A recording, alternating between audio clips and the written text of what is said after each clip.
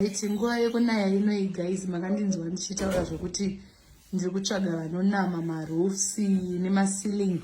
Muri kuona ipapo pari kupendwa apa panga pakubvinza mvura yakutinta madziro ese yakuita yellow.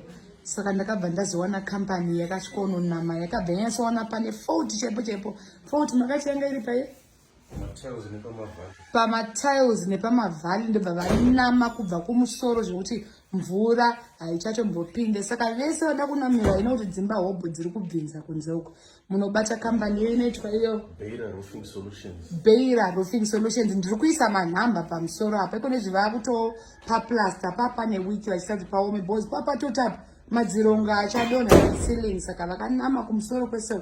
Saka ngatisanaiwe nemvura sikana ngatinamei dzimba. Kambani iyoyo vabatei ende ndakabva ndoti hamuchatombobvinze mumba. Nhasi chaiye vari kutopa penda kuti vachiita kuti kala yewhite ifanane nepapa yellow pakumakisa asingaiti.